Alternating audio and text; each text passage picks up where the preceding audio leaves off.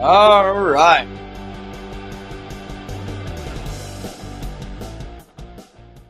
All right. Welcome to Inside the Numbers with the People's Pundit. I'm your host, Rich Barris, the People's Pundit. Don't forget to like the videos if you like them and share them far and wide. All right. Links to everything are in the description, as you know. Woo! So I'm a little bit surprised. All right, let's play the clip. I'll come back. We're going to do one side of the aisle, then the other side of the aisle. And I want you to pay attention to what struck me. I want to know if it strikes you as well, if you notice something here about this news. And the news of the day, obviously, is that the rate of inflation, okay, we're not going to do what Democrats do. We're going to talk about things truthfully and not spin them. The rate of inflation, meaning how much prices are rising, return to a normal rate. That does not mean that the cost of living is coming down, okay? It means the cost of living always increases, and it is increasing at a normal historical pace. And that pace was less than the street expected. Will this be a one-off is the question, or will it be continued in further months that we see? Because I got to tell you, this is a lagging indicator report, which means it's for the month of February. It is not current as in what is going on right now. However, anyone who goes to their gas pump will be able to tell you that it is, in fact, currently the situation that gas prices appear to be falling. You got to be careful with this stuff, as I'm going to show you in a second with some charts.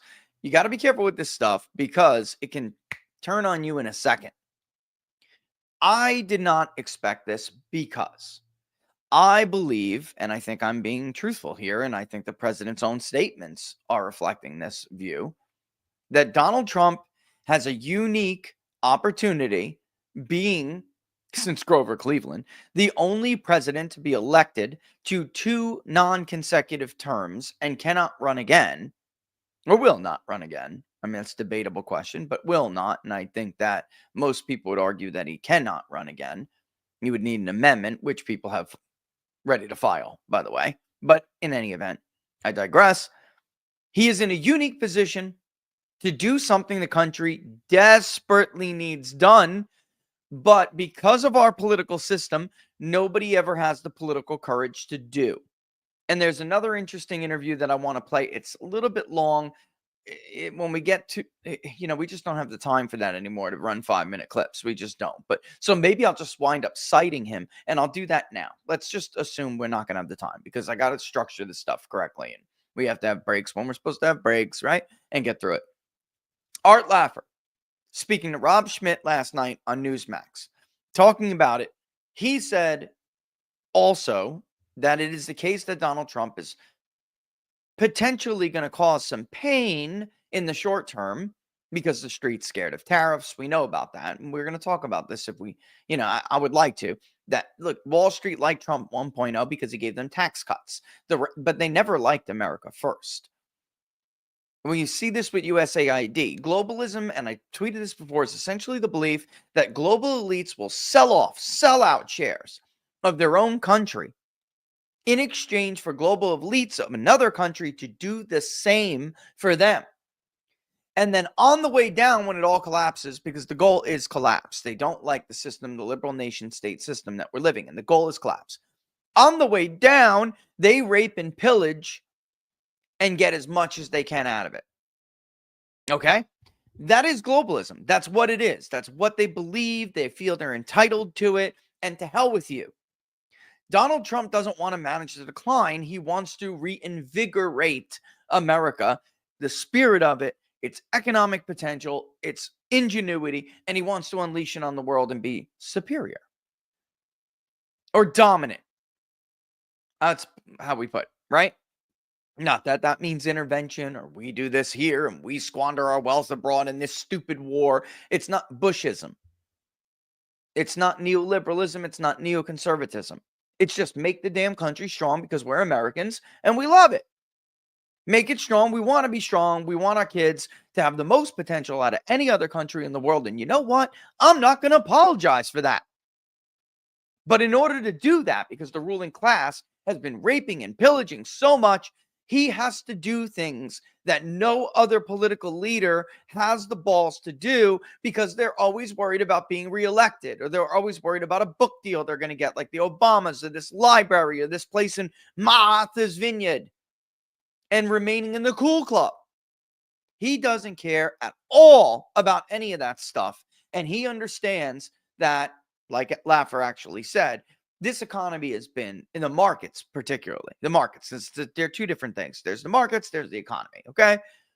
The Dow is not the economy. The NASDAQ is not the economy. The S&P is not the economy. They're not. They have been overheated for too long. They are overvalued. There is nothing structurally in our economy that warrants these companies to be valued so high. That is just true. I don't think anybody seriously disputes that. Not behind closed doors, anyway. Now, like Laffer, I believe that I don't want to intentionally contract or cool things down. However, we have problems. The public sector is too big. Is it going to cause problems with consumption when you slash the public sector has been living off of your hard work, sweat, and tears, for decades? Yes, it will probably hurt consumption. But you know what's going to happen? Those resources, that wealth, those tax dollars are going to go back into the private sector. They'll actually have to work for a living, and the private sector produces, which will lead to even more prosperity, more innovation, more ingenuity, and greater wealth. Guess what? You'll consume a whole lot more like that. So right now we're in a position of managed decline. We're growing as much as we could grow. That's it. The government is too big. Professional class, healthcare, all that crap cannot support the government sector, public sector, the government. It cannot do it anymore. So we either make structural changes because the debt is killing us. The public sector is too big, and we're going to collapse. We're going to implode, actually. We're going to implode on ourselves. And now our own personal debt is too much. Why? Because you're not supposed to be talking about, I want this slice of the pie and I want that, and there's not enough to go around. You bake a bigger pie. We can't do that because of the modern economic policies that both parties have been putting in place for years. So like Laffer, I'm never in favor of trying to shrink anything on purpose. Just keep growing it as much as you can. But the best thing you could do to do that is kill the public sector. It's too big. It doesn't make anything. It takes. They're takers. They're parasites. That's the truth. Get a job. You can't work at home on Zoom anymore. A lot less harder than I work on my dime.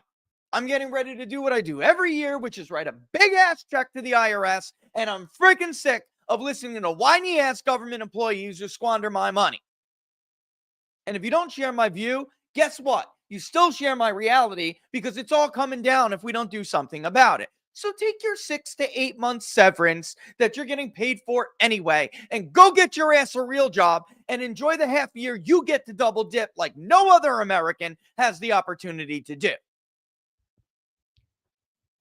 So Trump is in this position and he's doing it. So I did not expect things to get better that quickly. I really didn't. Now, Americans did, and you could see it in the Registered Voter Economic Confidence Index that we released. It exploded.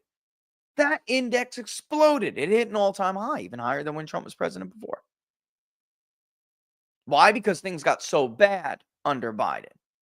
Another year of those policies and the bank failures of 2022 would have looked like a walk in the park.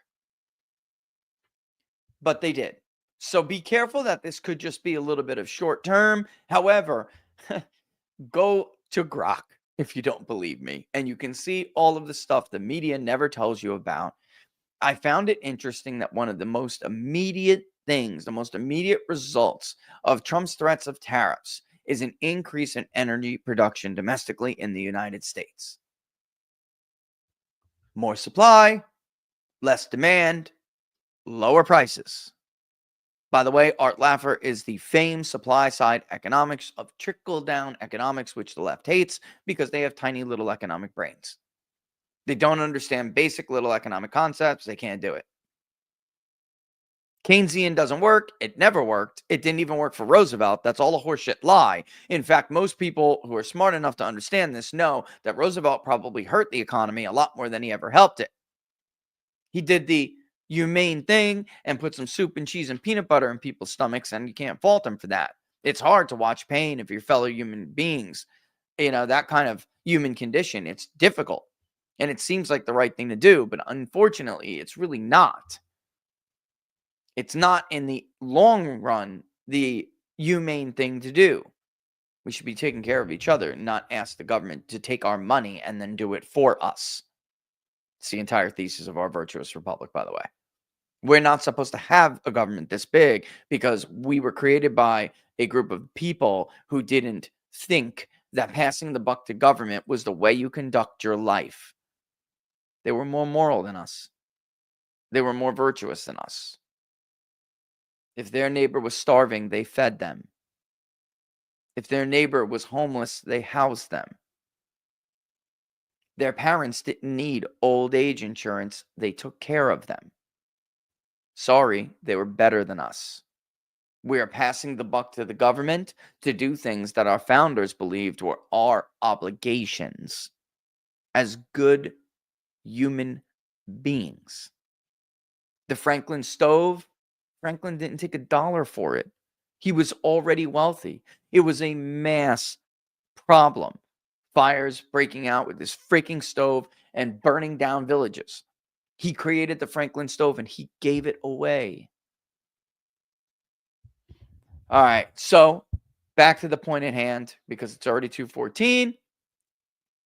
In fact, we get the report today and inflation did ease considerably. Let's hear.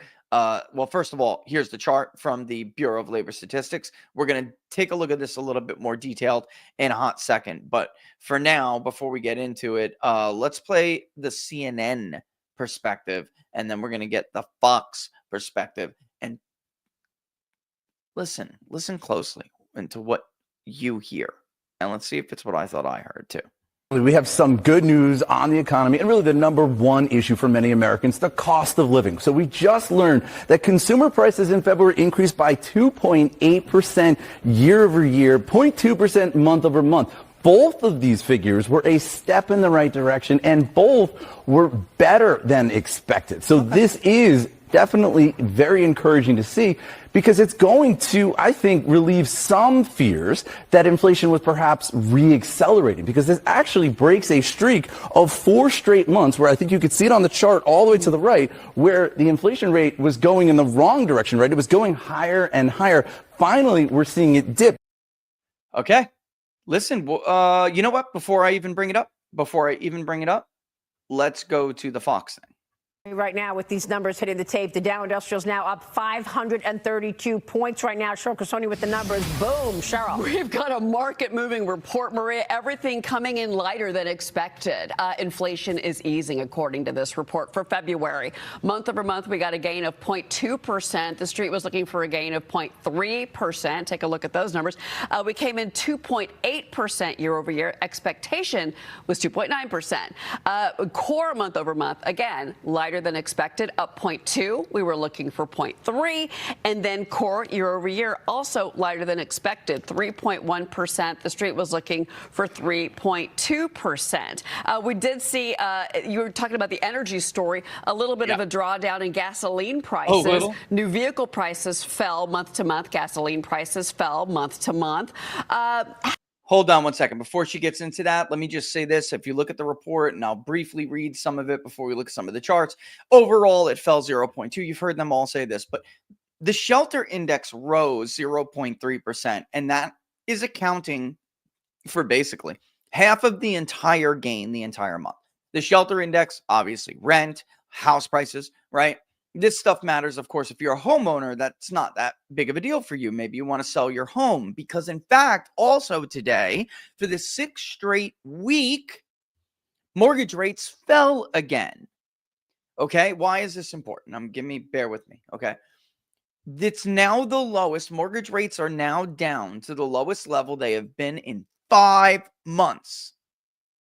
They were kind of doing a staggered thing, shooting up, shooting up, shooting down, shooting up, ticking down, shooting up, ticking down. Under Biden, Trump takes over and we see a clear decline. There's an awesome article on Market Watch I don't think we're going to get to, but it is interesting because why does this matter for the CPI?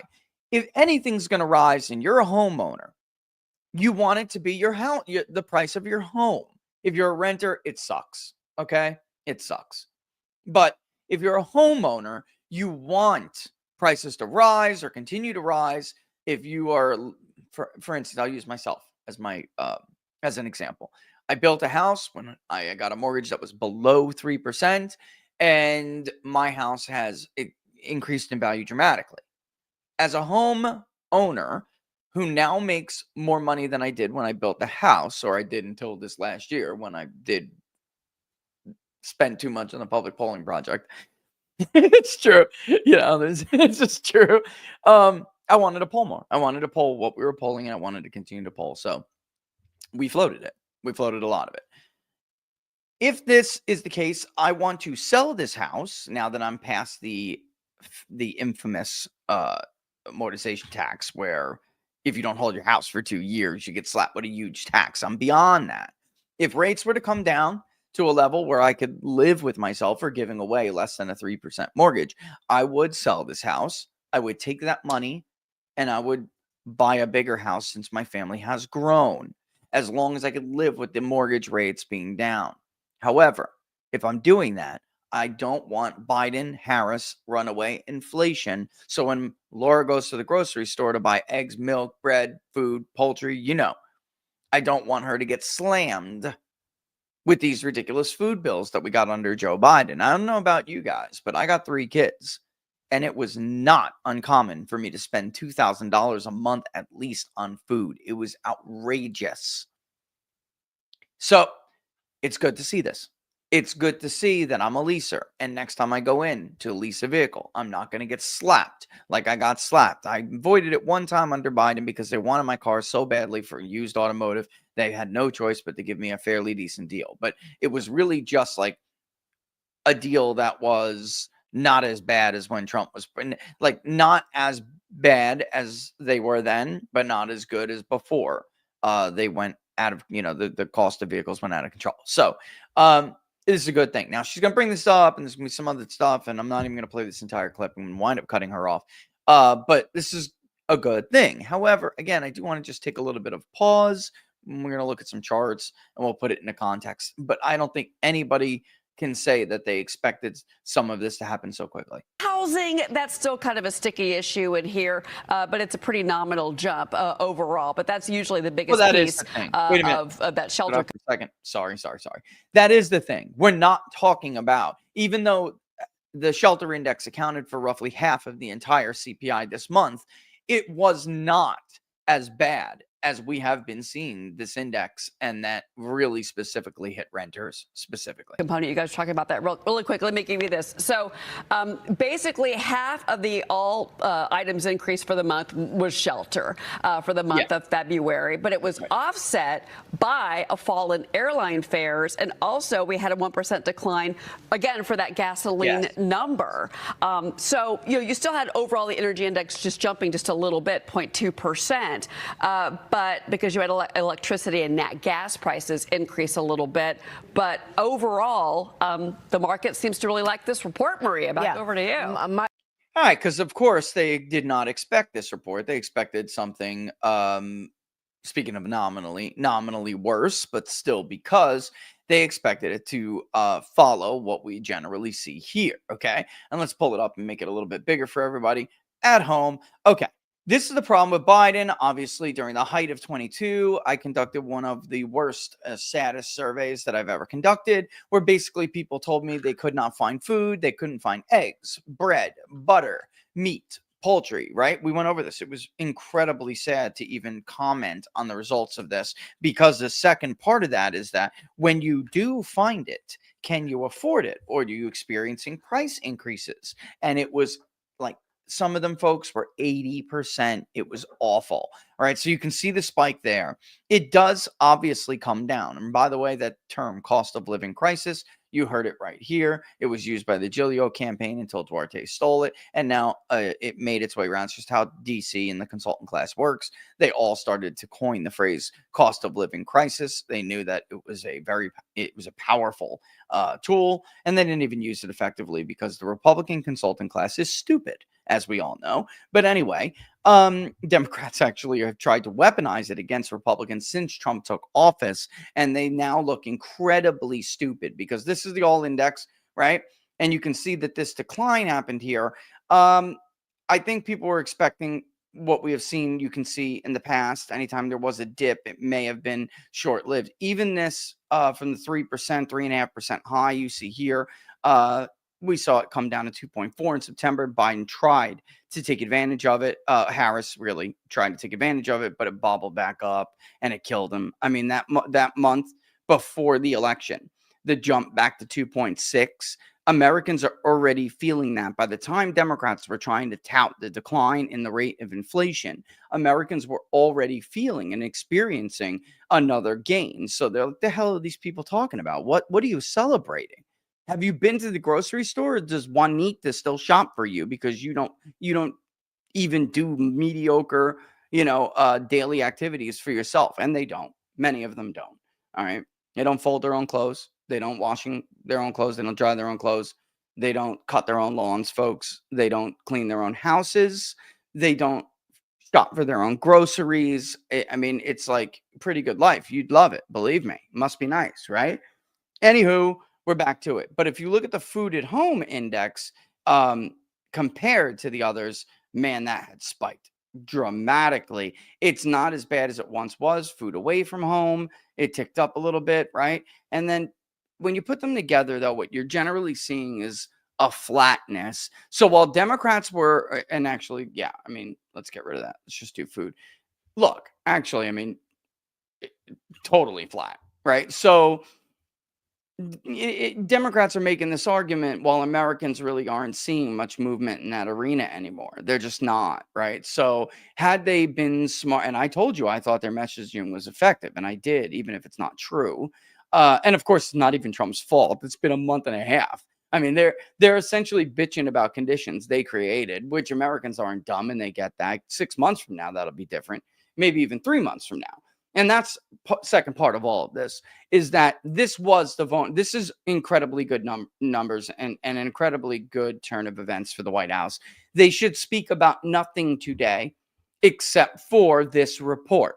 If somebody says, are you going to charge that guy? Or are you just going to go through the process of revoking the visa? Like we saw that idiot from Mediaite once again asked yesterday, like, if you're going to be a reporter, at least try to familiarize yourself a little bit with the issues. You don't actually need to charge him with a crime to revoke his status, but that doesn't matter. He should be charged. And Marco Rubio has the right to revoke his status regardless. Reporters are just, they're so lazy, right? But in any event, they should, anytime they get a dumbass question like that, they should immediately pivot. You know what, John? Did you see that the rate of inflation returned to normal? It took me all 6 weeks to get it done while your guy fell flat on his face and Americans were paying, out the ass. This guy's falling downstairs on Air Force One. Like, I would just mock him and immediately pivot to the inflation report. I wouldn't talk about today. I wouldn't comment on anything else because the softening in Trump's approval is, I'm going to tell you right now, directly related to the perception that he is not doing enough on easing their burden in the cost of living arena. In fact, if they're listening, to the headlines or they're hearing this from their neighbor, that, the other thing, it's in fact maybe a bit of a perception that he's willing to use these tariffs and cause an increase in the cost of living for whatever purpose. And they always frame it, of course, as that he's just having a tantrum. He's fighting with Trudeau. He's fighting with this new guy. He's fighting with Vladimir Putin. He's fighting with Vladimir Zelensky. They need to do better. They need to do better. But this is great news because, of course, he can come out and tout this and reaffirm, because it is a lagging indicator, what they already kind of knew anyway, which is that, there may be some progress here. All right. You couple that with the report last month, folks, that all of the jobs that were created in the US economy were domestic citizen jobs. That is not the case under the Biden administration. Foreign born individuals were greatly benefiting compared to domestic born citizens in the United States. So between that and this, that's real. That's what this other part of the Trump coalition that nobody seems to understand. This is what they care about. It is much more difficult to explain to them the other elements of the MAGA agenda now that you're in office and you are governing and you are trying to, it's just, it is what it is. The White House is getting a little bit of textbook White House isolationism, right? As you focus on the job of being the president, you kind of forget about the voices of those outside. And I'm not saying he's doing that. I'm saying his team is. They are. And they don't really understand, as we have gone over a million times, this other element to the Trump coalition. So they don't really understand what they want them to focus on. And it doesn't matter whether something's true or not. It's their perception of whether or not it's true. Okay. And by the way, the BLS has been corrupted for how long now? So if this report came out and, then dare I propose that things actually could be getting even better? This is the same bureau that has been giving us statistically impossible downward revisions all throughout the Biden administration. It's not impossible. It's not statistically impossible. It's just incredibly unlikely that we would routinely see 10 out of 12, 10 out of 12, 10 out of 12 on a 12-month rolling basis, 10 out of 12 months downward revised. So the jobs reported number was not anywhere near what the actual jobs number was. And it just strikes you as somewhat impossible, and that it's much, much more likely that a bunch of liberal government bureaucrats were fudging the numbers and making them look better, padding them and making them look better than the official record really can see. So over 3-4 months, they're going to revise them, and they're going to be less concerned about what they look like in those revisions, because of course nobody ever hears about those revisions. It's like a modern thing that you're starting to see some of these, money news channels actually talk about that stuff. They never used to talk about that. Why too? Well, because those revisions weren't always so dramatic. Maybe that's part of it. But I digress. All right, so there it is. All right, let's take a real quick break. We'll come back. I want to read from this a little bit more, and I want to look more specifically at some of these other indexes and what's going on.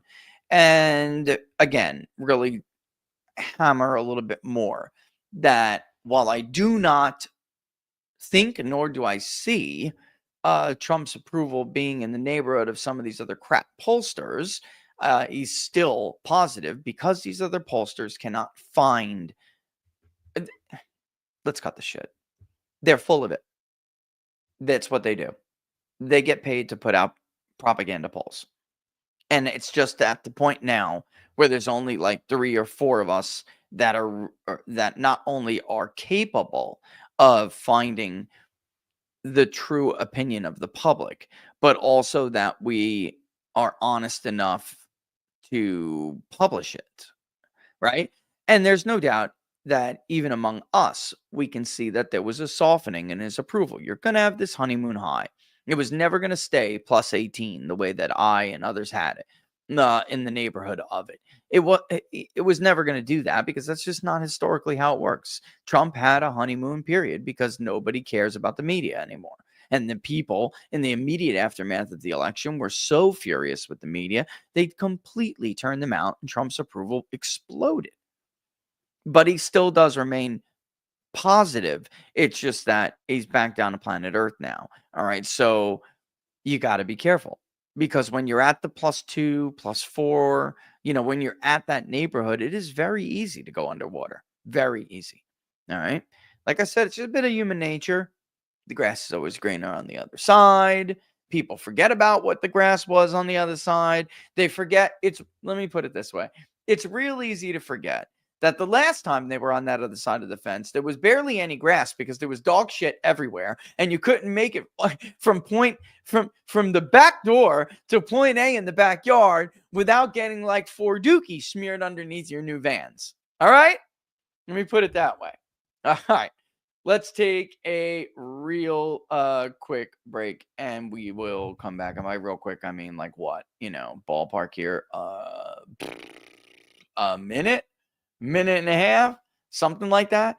Yeah, look, in case you haven't noticed, I got a little bit more pep in my step. I'm telling you, I've lost a lot of weight.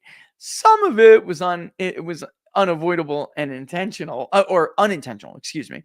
But others, I got used to it and I liked it, so I keep going with it, which I really don't think I could have done without our sponsor, which I love and I personally utilize, and so do my kids and my wife and everybody. And that's, of course, Brickhouse's Field of Greens. I love these guys and I love the new strawberry lemonade.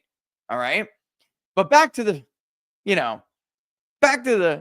task at hand of eating healthy. We all know that it is key to staying healthy. You have to eat healthy to stay healthy. And even that is only one side of the equation. Your activity matters. But life is busy, and sticking to a perfect diet isn't always realistic. And Field of Greens makes it easy for you. That's the bottom line. If it's whole fruits and vegetables, and that's it.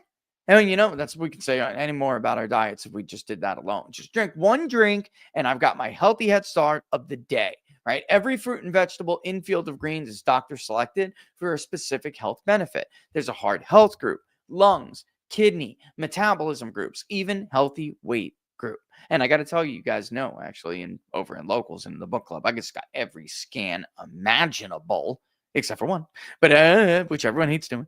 Every scan imaginable. And for a man in my 40s, I'm pretty stoked about it, Look, and Field of Greens promises just that. At your next checkup, your doctor will notice that you're in improved health, or you get your money back.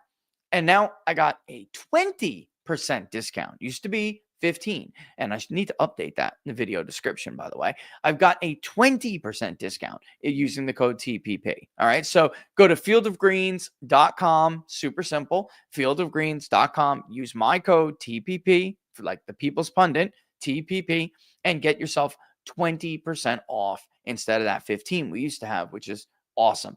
I like every flavor. I mean, that's just the truth. But I got to tell you, the strawberry lemonade is a huge hit. Huge hit. My son still goes to the lemon lime here and there, but I'm just me personally. I like it all, but it's there, and I got my choice, so I'm choosing the strawberry lemonade. It's dope. All right. And everyone's a little bit different. I'd like you to share your experiences with me because everybody's a little bit different. I really do think, or credit, I should say,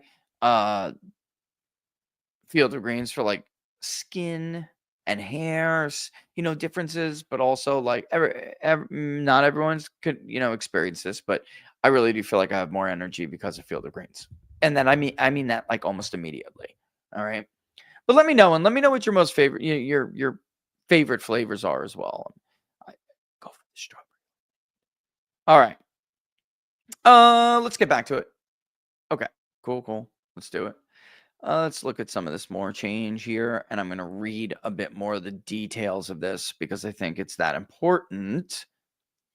And again, the MBA mortgage application survey composite index today was 11.2. Do you know what it was before? 20.4. The refi index was at 37. Yo, you don't refinance when the rates are going up. Okay. You don't refinance when rates are higher than your initial interest rate unless you have to. Unless the economy sucks and you're trying to get some money. It was 37%. It is now back down to 16.2, which is a normal reading. All right. We talked about shelter, but the gasoline index, despite its drop, which you can see here, let's pull that up. Where's gasoline? All types. Let's get rid of food. Boop. All right, so you can see it's actually a pretty nice decline. But despite that drop, the energy index itself still went up 0.2 over the month because of electricity and natural gas. All right, so same thing we kind of saw with food, right? Where some of those like core grocery items did not have this huge jump, but you saw some other things that make up the food index, especially food away from home, it looks like.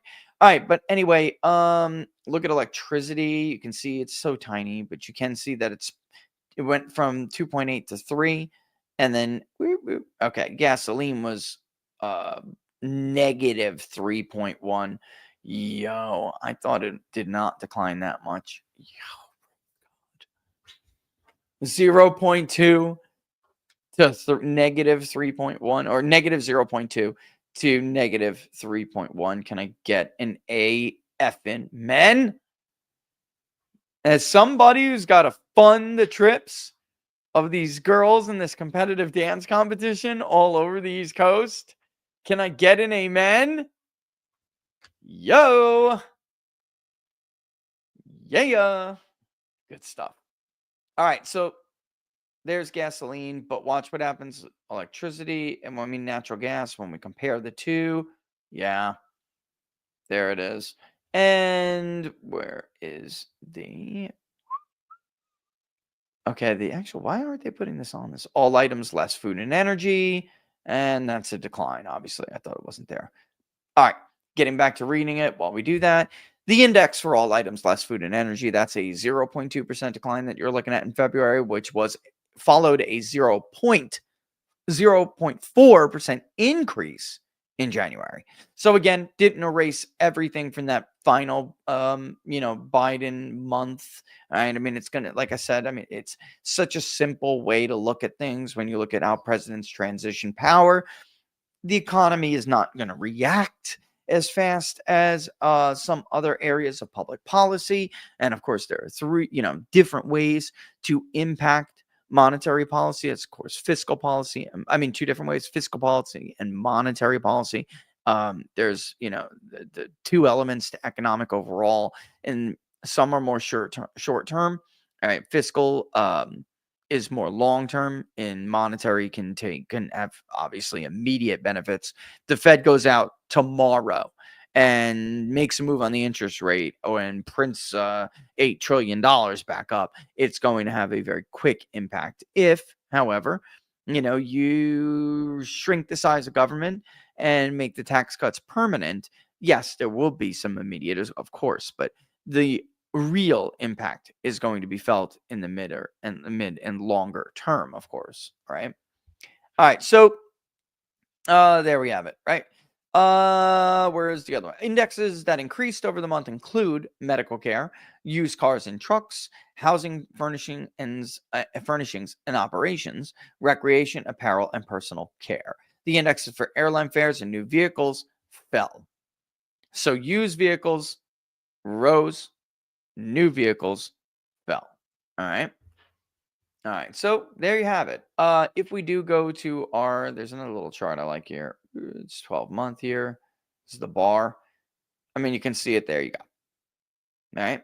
So this is, of course, 12-month change. It's not the monthly change. All right. It's a 12-month. That dip in energy was so big this month that now over the 12-month, it's negative 0.2. That's interesting. So it was so big of a decline, it erased the gains from the prior 12-month period where it was, in fact, increasing until last month.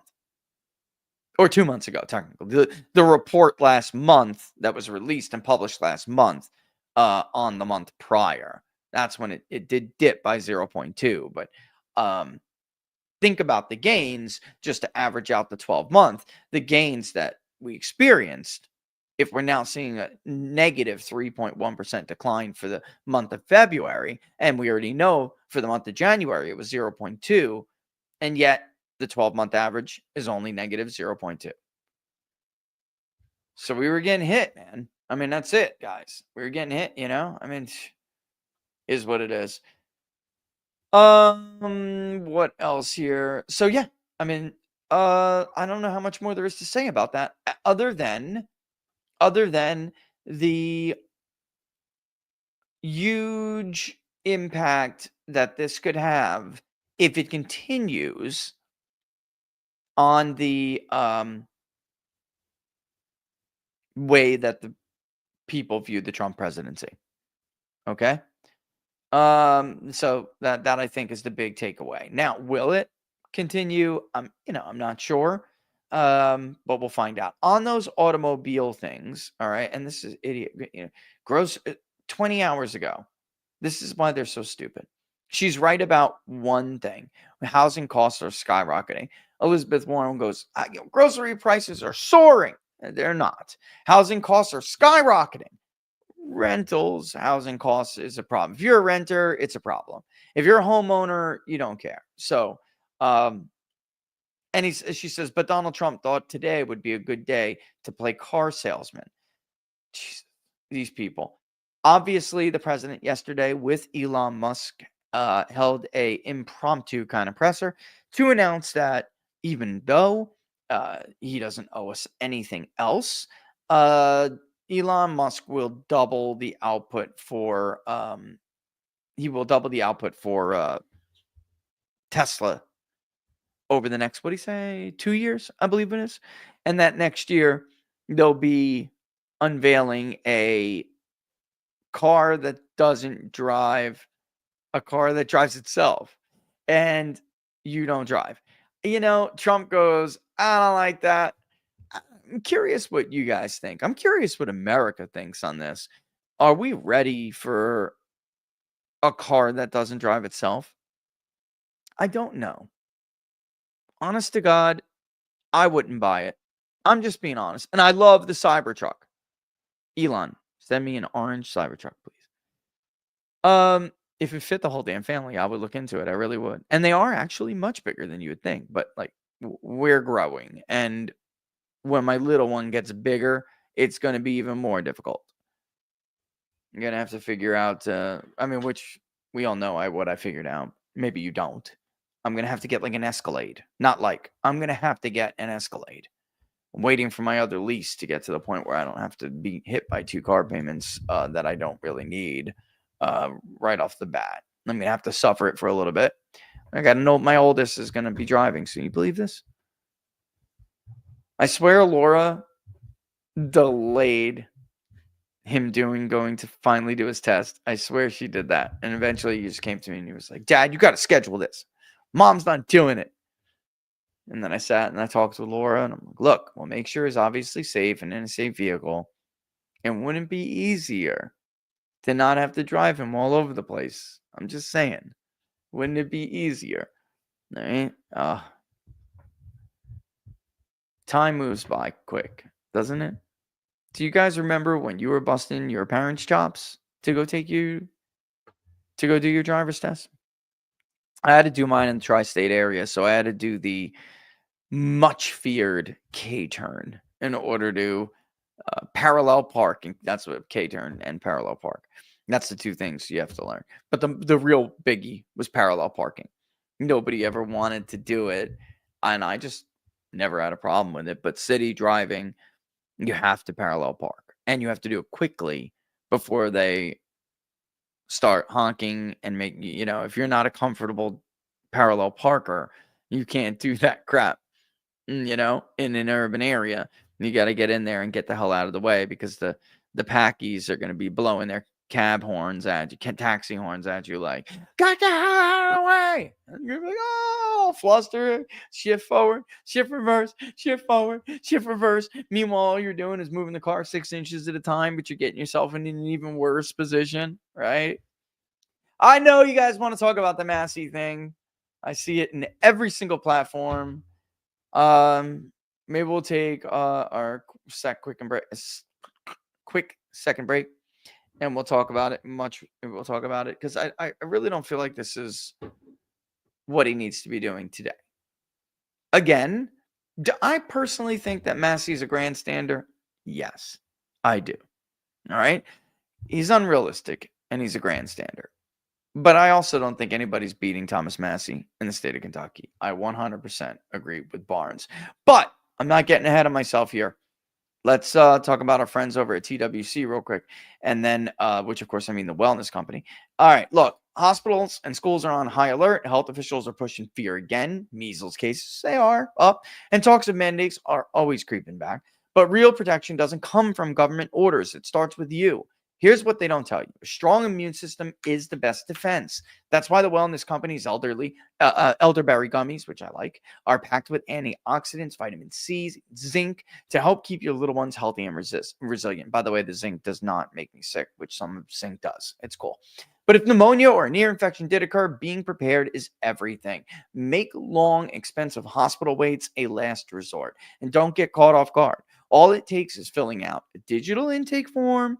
Within 1 to 2 weeks, your kit arrives at the door. Unfortunately, it's not for people who are outside the US, but if you are, it is peace of mind. The wellness company's natural immunity blend to keep the immune system strong and ready for battle is a more serious product than ever before. It provides critical medications for early intervention. Again, peace of mind from our friends at the wellness company. It's down below. Use the promo code TWC.health/TPP. That is the code TPP. But if you use the URL, it'll take you right there. Put it in your basket. All right.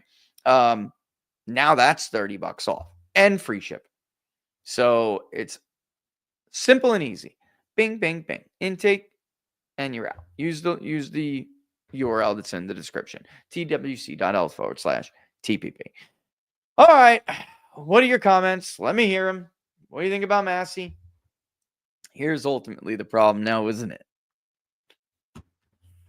Massey supported DeSantis, which was a black mark for me. Don't care if it was for personal reasons. DeSantis is a snake and a donor slave politically, but I don't mind him otherwise. This is most definitely problematic. Trump is a transactional individual, and he quickly forgets things like that. He will not forget Ron DeSantis himself, but he quickly forgets things like that. Here's the problem.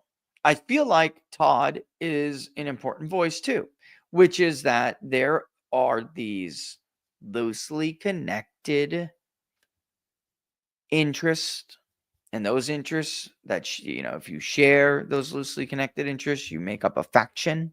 There are many different factions that make up the MAGA coalition, especially the Trump MAGA coalition. And at this current moment, it is probably not a smart time. That's cool. Oh, I'm going to show you guys this in a second. These freaking people. I'm glad somebody sent that to me. These freaking people, they're mentally unstable. Anyway, I don't think that now would be the right time to cause problems because you need everyone on your side. Massey, however, when you look at things that absolutely need to be done, like tax cuts, he's going to be a thorn in the side. He is. I just happen to agree with Barnes, who says no one's beating Massey. I don't see anybody beating him either. Even with it, look, why? Because there are too many people in that district. Now, maybe they could. I just don't think it's worth it. I think it would be cost prohibitive. I think that there's better things to spend resources on. So he's going to primary Thomas Massey, but his California buddies are going to whisper in his ear that John Duarte is a great representative and he's super Trumpy, and which is, of course, BS. Mike Garcia, the rest of them, right? They're who all intend to try to make a comeback, which they do. Both of them do. And the California Republican Party thinks that they're ideal candidates, even though, of course, they lost and Trump won more votes in both of their districts. Doesn't make any sense. Trump actually won Duarte's district by a lot, but like he really outperformed Duarte. It's like 5+. So like, white Republicans. What are these people? Anyway, no, I shouldn't say that. White Republican consultant class, because of course there are no Hispanic or black people in the Republican establishment consulting class. They're all in the new right consulting class, which is very small, but they are there and they're trying to make their way. It's just true, guys. Sorry. That hands off, hands off, hands off. It's true. So I just don't think it's worth that time when there are so many other people that are much more worthy of directing your primary resources to. So Elon, if you hear this or if anybody clips this, when they come to you and say, can you fund a primary challenge against Thomas Massey?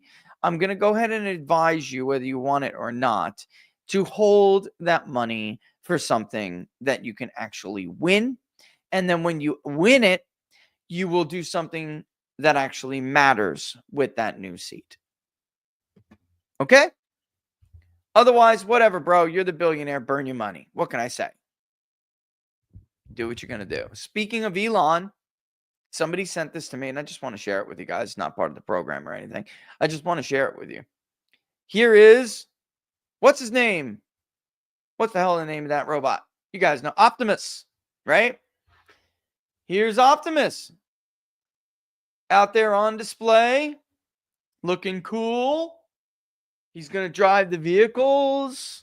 He's going to probably clean your house soon. Hell, he may even sleep with your wife one day. All right? You think I'm kidding? You better watch your asses, guys. I'm telling you. You think... You better do what you got to do to still be the man in your house.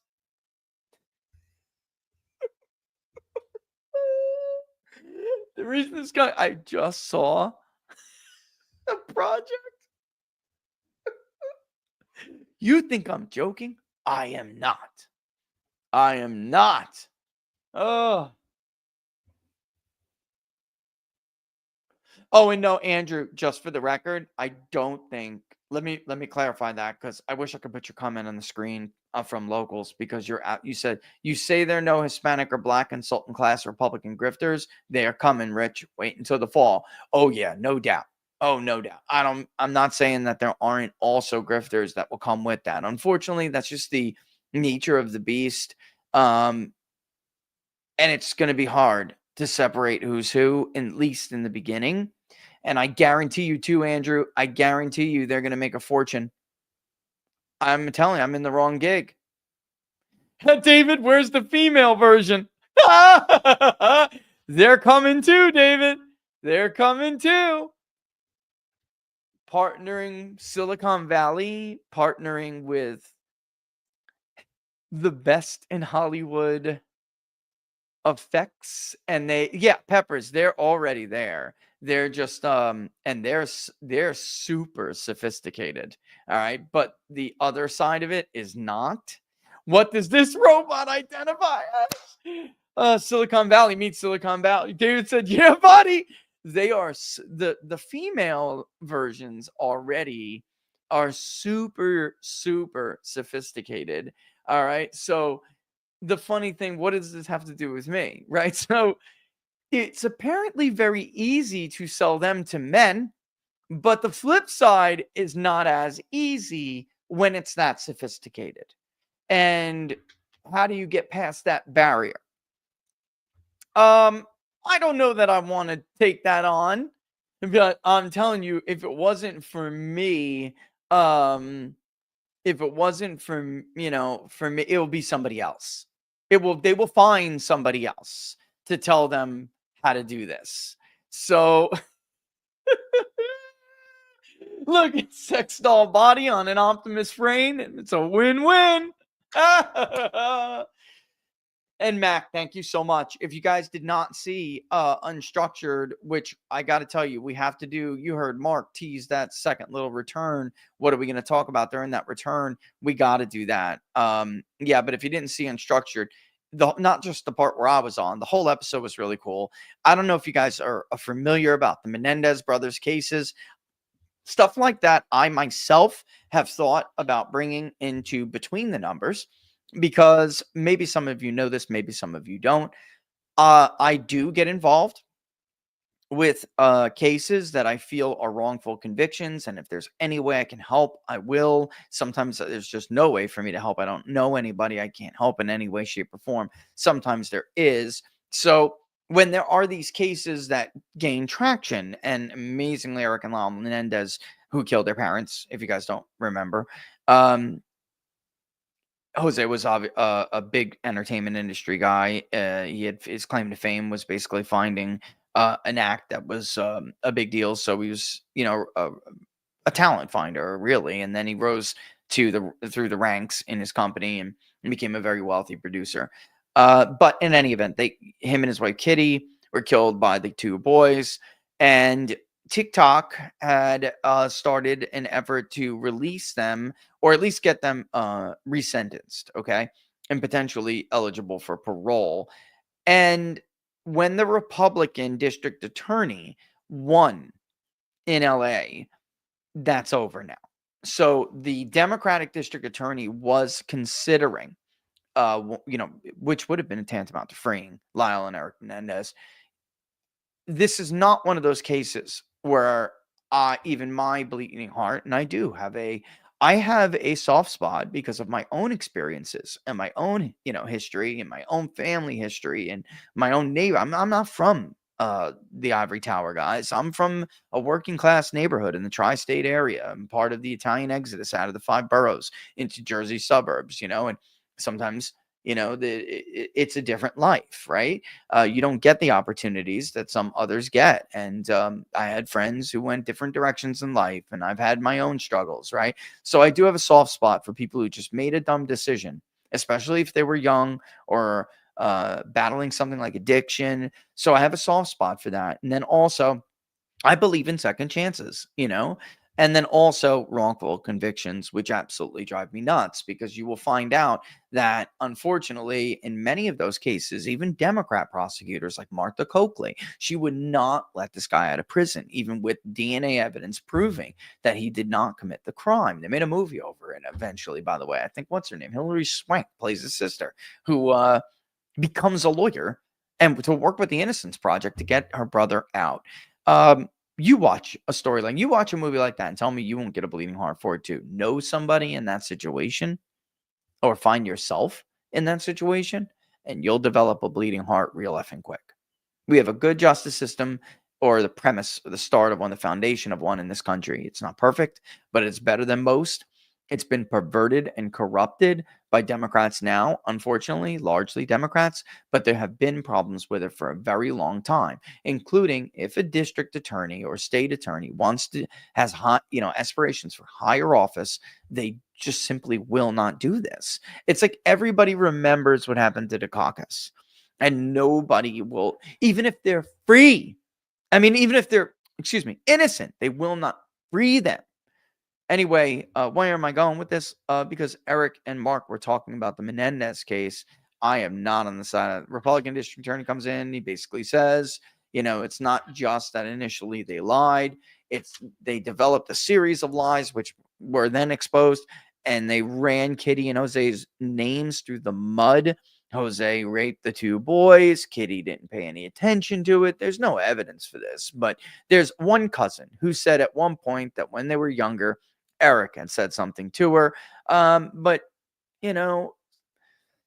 it's family and it's tough. The movie, by the way, or the docu-series on Netflix just takes the liberty to believe it, and then even gets into how, what the father was abused. And there's a scene at the end where he's calling the mother and saying, "Mom, you knew what dad did to me and you did nothing." And it's like, holy shit. We just run people's names and legacies through the mud because 2 very disturbed psychopaths. Could you shoot your own mother? I'm not even a fan of, well, let me put it this way. I was not raised by my biological mother. My father raised me with a wonderful woman who is now sadly passed, and I called her mom. All right. Even my biological mother, I could never dream of hurting, like physically hurting. It takes a lot to kill your parents, and it takes a lot to do it for money, because that's what it looks like in the aftermath of the murder.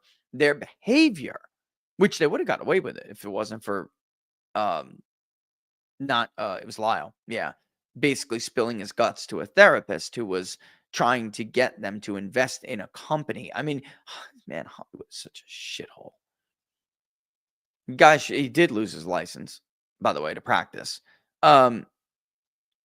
He was trying to even do it for his own benefit, and he was afraid that Eric may kill him. So that's the only reason why he ever told anybody anything, between getting in trouble with the law and being afraid that Eric would, basically do to him what he did to Kitty and the father. That's the only reason why he ever came clean. But yeah, I mean, this is not a case where I would consider letting them out. And I didn't get a chance to see all of what Mark had said about it. And I know Mark lives in that world. So I was very curious, what his opinion was on it. We just didn't get a time to talk about it. But that's why I love Unstructured, because they dive into this stuff. So much so I like what they're doing that I've even thought about bringing some of this up if it's related to what's going on in our politics and public opinion today. For instance, it would have been much more relevant to talk about during the first Trump administration, because, of course, he passed the First Step Act and signed the First Step Act. And Trump is all about criminal justice reform. By the way, Trump is a huge believer in second, even third, sometimes, chances, right? And that's what America was for many years, the entire towns were settled and raised up from nothing, from the dust of the plains and the ice of the mountain region. The people built lives and communities who were leaving the eastern states to get a second or even third, maybe even fourth chance. So it's a very American it's a very American idea, the compassion and understanding, and the idea that you can change who you are. That is 100% American, 100%. And anything to the contrary, this hard line on crime BS of both extremes, where you're just tough on crime and that's it, and then the flip side of that, where you're not at all and you let everybody run free. Both extremes are, in my opinion, very anti-American, right? People have to take responsibility for their actions, but then those debts should not be excessive, and in many cases should lead to the opportunity to live the rest of your life. And that comes from a place, folks, where we only get one of these, unless there is another life we're unaware of. We only get one of these, and only true monsters should spend all of theirs behind bars. And by the way, if we're going to throw somebody's ass behind bars for the rest of their life, we better be damn sure that they actually did that crime, because some of these private efforts that I've been a part of, I can't believe there are so many wrongful convictions in this country. Laura and I just can't believe it. And by the way, we don't take them all. Just rejected one last week, and it was a tough decision, but I feel like you can't use, and this is coming from somebody who struggled with addiction, you cannot use your behavior during addiction as an excuse for doing the unthinkable. No father should ever hurt his children. I don't care what Big Pharma poisoned you with. I can't imagine taking a pill that would turn me against my daughter. No way. No way. All right. So let's watch this. Here we go. These people are fanatics. Let's do it. Oh, it's on the other setting. Okay, here we go. Oh, we got to get some. Oh, come on. There's no volume. Ah, this sucks. All right. What are they going to do? What are they going to do? Yeah, of course they are. Of course they are.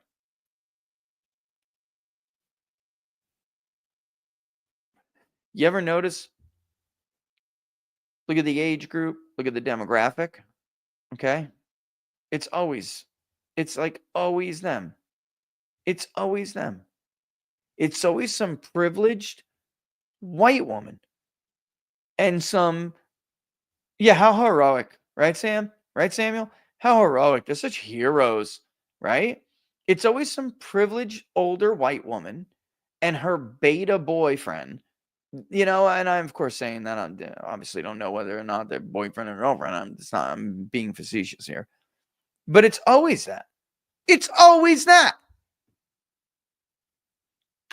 If it's not some just disturbed youth like they took advantage of for Antifa or, I don't even put Occupy Wall Street in that category. I simply don't. Yeah, I don't know. I think it's going to be a tough race. I think New Jersey is a richer target than Virginia moving forward. I do. I personally do. Right. So I'm looking for Barnes's tweet here, but it doesn't matter. The bottom line is